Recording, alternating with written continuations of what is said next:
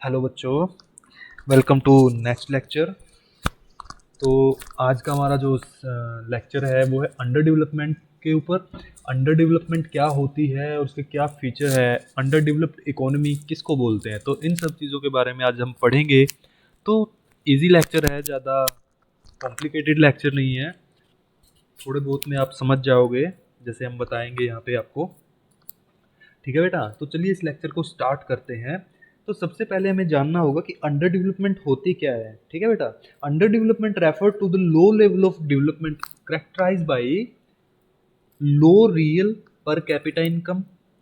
ठीक है, low real per capita income, widespread poverty, lower level of illiteracy, low level of life expectancy और under utilisation of resources. तो इस जो ये डेफिनेशन है तो इसके अंदर हर चीज़ आपको मिल जाएगी। देखो बेटा, अंडर डेवलपमेंट क्या होती है? अंडर डेवलपमेंट वो होती है जहाँ पे लो पर कैपिटा इनकम होती है, पॉवर्टी बहुत ज़्यादा होती है एक इकोनॉमी के अंदर, लिटरेसी का स्तर, शिक्षा का स्तर बहुत ही कम होता है, लाइफ एक्सपेक्टेंसी, जीने का स्तर बहुत कम होता है, under utilisation of resources, resource under utilize होते हैं। मतलब जो रिसोर्सेज होते हैं इकोनॉमी के अंदर, या वो ह्यूमन रिसोर्स हो गए चाहे वो नेचुरल रिसोर्स हो गए, वो उनका पूरा यूटिलाइजेशन नहीं हो पाता है। ठीक है बेटा, तो चलिए हम आगे चलते हैं। तो देखिए हम क्या करेंगे इस लेक्चर में, ज़्यादा बड़ा लेक्चर नहीं है, बिल्कुल इजी से आपको समझ में आ जाएगा। तीन पार्ट में हम इसको डिवाइड कर रहे हैं। पहले पार्ट में हम बात करेंगे फीचर्स की, कि भाई अंडर डेवलप्ड इकोनॉमी क्या होती है। हम उसके फीचर्स की बात करेंगे कि कैसे हमें पता लगेगा कि इकोनॉमी अंडर डेवलप्ड है। ठीक है, सेकंड पार्ट जो होगा लेक्चर का, उसमें हम देखेंगे कि डेवलप्ड इकोनॉमी और अंडर डेवलप्ड जो इकोनॉमी है उनके बीच में डिफरेंस क्या है। ठीक है, थर्ड जो है बेटा वो मैं आपके लिए छोड़ूंगा। ठीक है, जब आप दोनों कंप्लीट हो जाएंगे आपके, तब आपको पता लग जाएगा कि थर्ड जो हमारा पार्ट है उसमें क्या आएगा। थर्ड पार्ट में हम बात करेंगे इंडियन इकोनॉमी के फीचर्स के बारे में। अब इकोनॉमी का हमने ऊपर पढ़ लिया कि अंडर डेवलप्ड इकोनॉमी के फीचर्स क्या है, डेवलप्ड इकोनॉमी के क्या फीचर है। तो इनको इंडियन इकोनॉमी पर अगर इम्प्लीमेंट करके हम देखेंगे तो हमें पता लग जाएगा कि इंडियन इकोनॉमी कहाँ पे खड़ी है। क्या वो डेवलप्ड इकोनॉमी के पास खड़ी है या अंडर डेवलप्ड इकोनॉमी के पास खड़ी है, तो कहाँ लेवल क्या है इंडियन इकोनॉमी का। ठीक है बेटा, तो चलिए फीचर्स की बात करते हैं। एक बात और मैं बताता हूँ बेटा आपको, हर पार्ट में मैंने चार ही फीचर्स लिए हैं, चार फीचर्स लिए हैं। तो इन चार फीचर के ही ऊपर हम बात करेंगे। ठीक है, अंडर डेवलपमेंट के चार फीचर लिए, इनके ऊपर हम बात करेंगे। और जो डेवलप्ड इकोनॉमी और अंडर डेवलप्ड इकोनॉमी है, इन्हीं चार के हमने आगे कंपैरिजन किया है इन चार पार्ट का। ठीक है, तो हम ऐसे करेंगे, पार्ट बहुत सारे हैं, जब आप एग्जाम में इसको अटेम्प्ट करोगे तो आप इसको अच्छे तरीके से ज़्यादा पॉइंट के साथ अटेम्प्ट करोगे। मैंने मेन मेन आपके सामने पॉइंट रखे हैं, वो जो दूसरे पॉइंट हो गए वो आप इन चार पॉइंट से भी निकाल सकते हो। ठीक है, जब आप बुक्स पढ़ोगे तो आपको पता चलेगा कि इन्हीं चार पॉइंट से रिलेटेड बहुत सारे पॉइंट आपको मिल जाएंगे। तो चलिए बेटा स्टार्ट करते हैं, छोटा सा लेक्चर है, ज़्यादा बड़ा नहीं है। तो देखो अंडर डेवलप्ड इकोनॉमी किसको बोलते हैं। ठीक है, तो उसके फीचर्स क्या है ये देखने के लिए हमारा पहला पार्ट है। पहले पार्ट का पहला पॉइंट हमारा क्या है कि वहाँ की जो इनकम है वो लो लेवल की होगी, पर कैपिटा इनकम, प्रति व्यक्ति आय लो होगी। ठीक है, तो इसको समझने के लिए आप अच्छे तरीके से समझ सको तो हमें क्या करना होगा, अगर किसी कंट्री की डेवलपमेंट या अंडर डेवलपमेंट के बारे में पता लगाना है तो उसका हमें कंपैरिजन करना होता है किसी दूसरी कंट्री के साथ। ठीक है, तो हम यहाँ पे, मैं आपके तीसरे पार्ट को थोड़ा सा इजी कर देता हूँ। मैंने हर पार्ट में इंडिया को लिया है। ठीक है, हर पार्ट में मैंने इंडिया को शामिल किया है और उसका कंपैरिजन दूसरे देशों के साथ किया है, ताकि अच्छे से पता चल सके कि इंडिया कहाँ पे खड़ा हुआ है। ठीक है बेटा, तो देखो लो पर कैपिटा इनकम की हम बात करते हैं अगर, तो मैंने यहाँ पे 7 देश लिए हैं, हमारे पड़ोसी देश है सारे के सारे। तो इस सातों देशों का हम कंपैरिजन करेंगे और देखेंगे कि इनकी पर कैपिटा इनकम क्या है और वर्ल्ड बैंक के अकॉर्डिंग इनकी रैंक क्या है। ठीक है, तो जहाँ पर हम बात करते हैं तो यहाँ पे हमें दिखेगा कि चाइना एक ऐसी कंट्री है जिसका 8,234 डॉलर प्रति व्यक्ति आय है। ठीक है, तो यहाँ पे आपको सबसे ज़्यादा नज़र आ रहा है। यहाँ पे रैंक देखिए, इनका रैंक है 78, सॉरी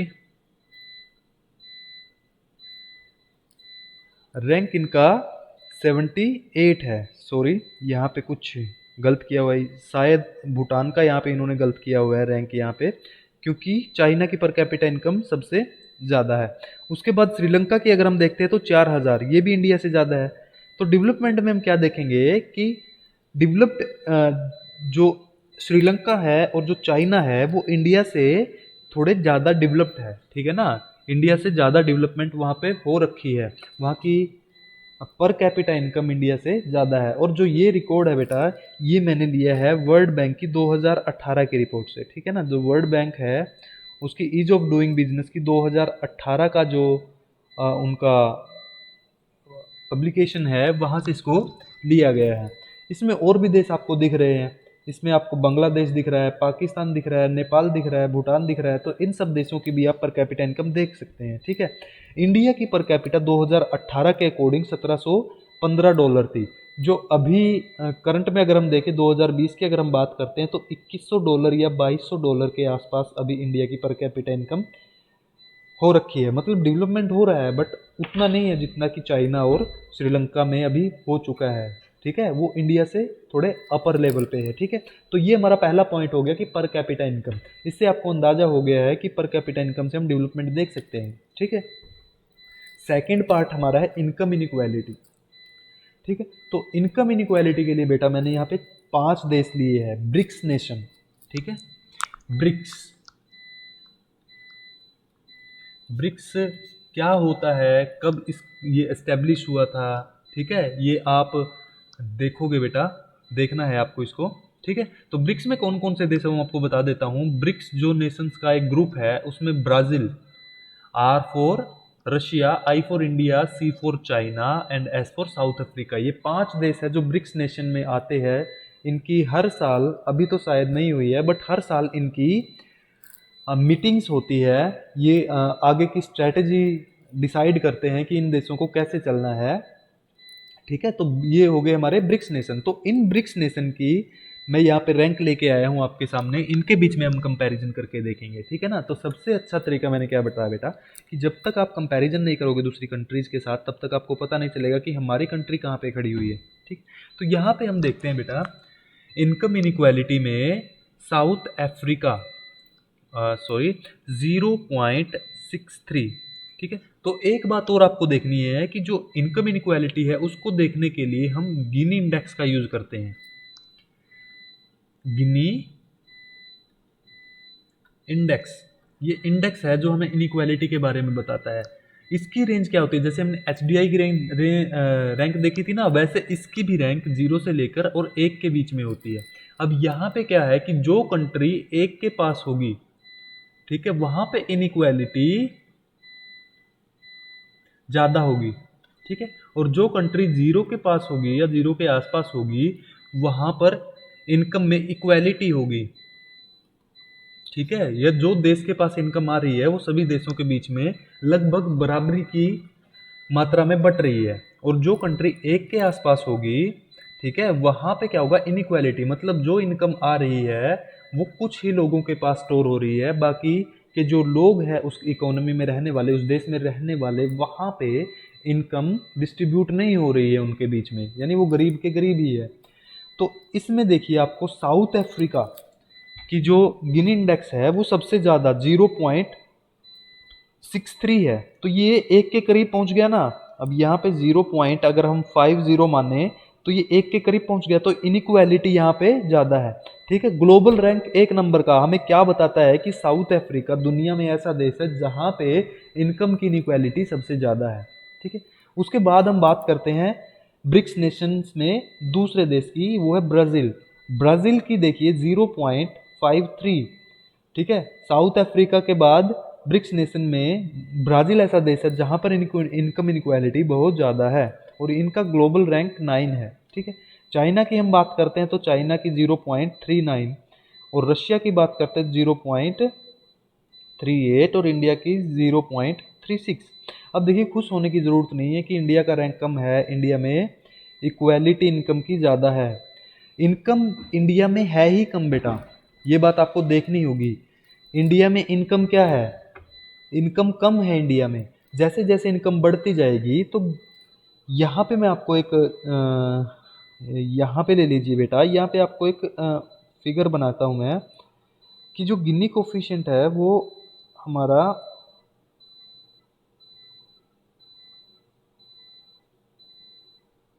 ऐसे होता है, ठीक है। तो यहाँ पे जो देश होते हैं वो पुअर कंट्री, और यहाँ पे जो देश होते हैं वो रिच कंट्री होती है, ठीक है। अब इंडिया की जो वैल्यू है वो यहाँ पे कहीं पे आ रही है, ठीक है।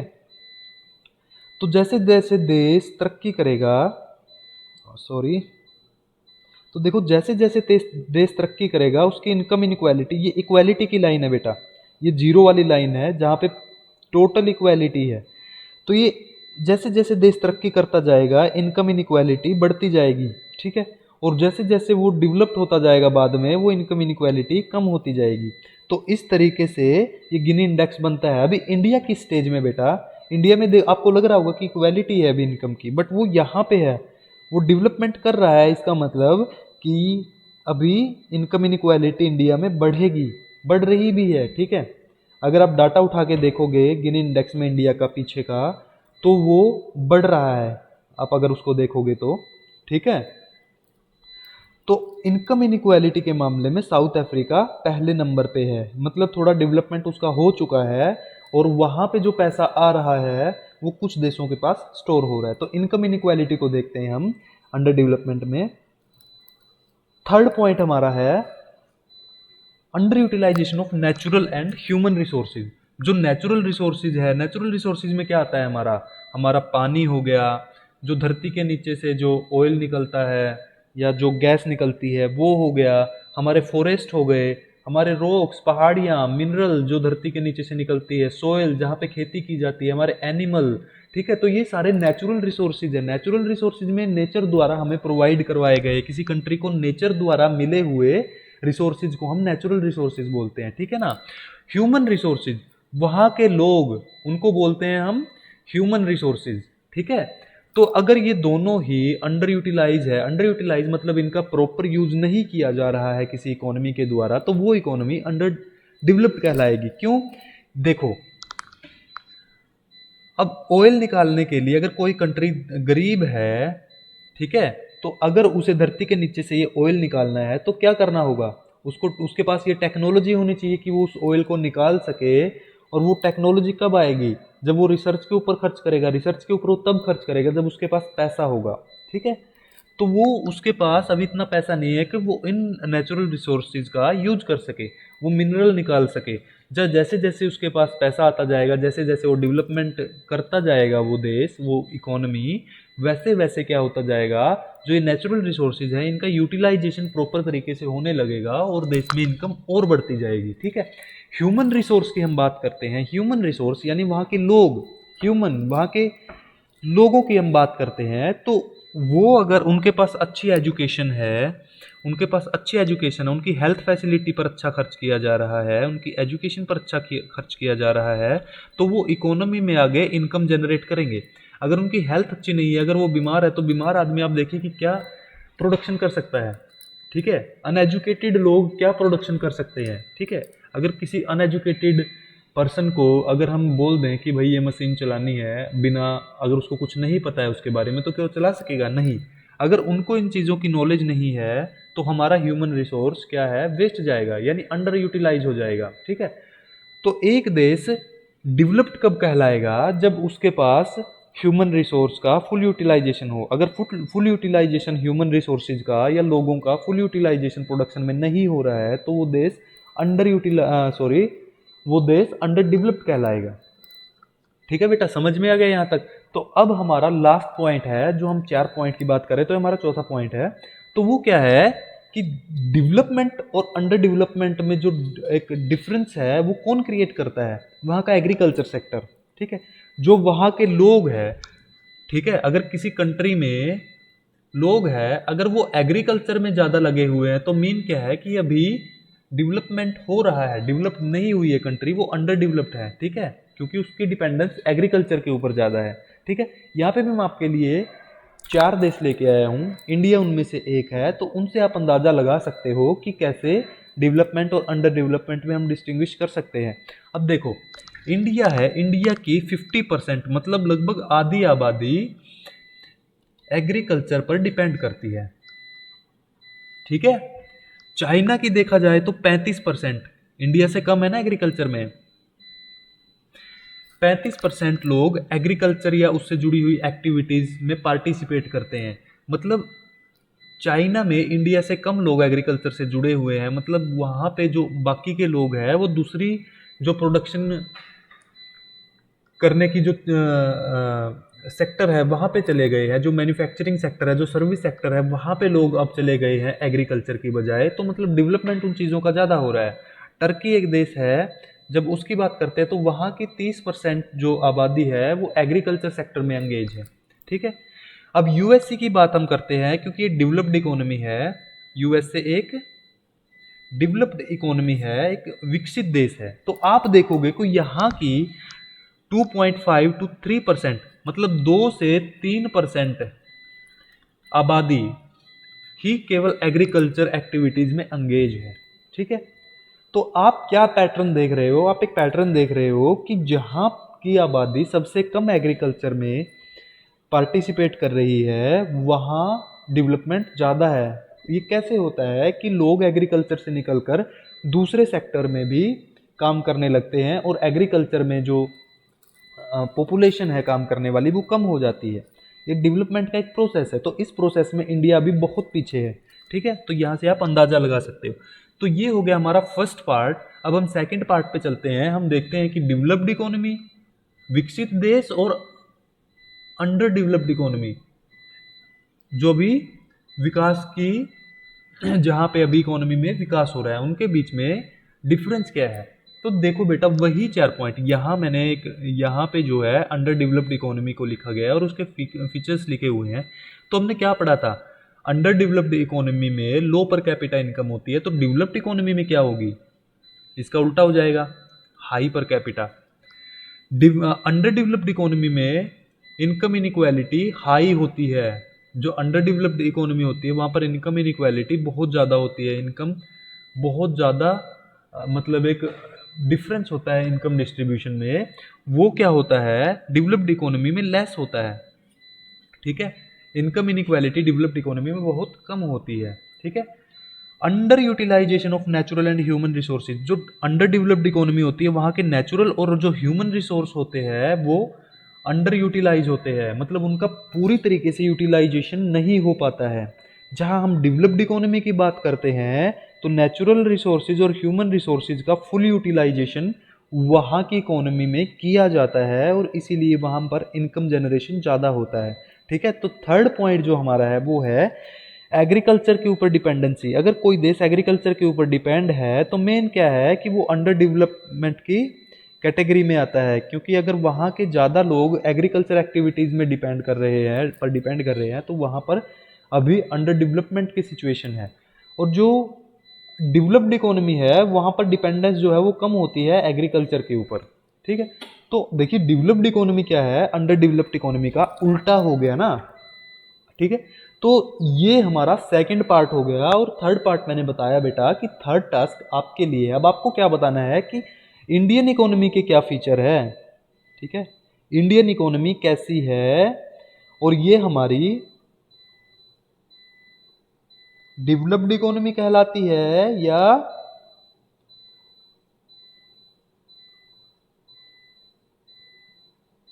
अंडर डेवलप्ड इकोनॉमी कहलाती है, ठीक है। तो ये चीज़ें आपको बतानी है बेटा। तो इसी के साथ हम इस लेक्चर को ख़त्म करते हैं। आई होप आपको समझ में आ गया होगा। ज़्यादा टिपिकल लेक्चर नहीं था, आसान सा लेक्चर था, ठीक है बेटा। तो आज के लिए इतना ही। थैंक यू बेटा, God bless you. Next lecture में फिर मैं आपको मिलता हूँ एक नए टॉपिक के साथ, ठीक है। Okay bye.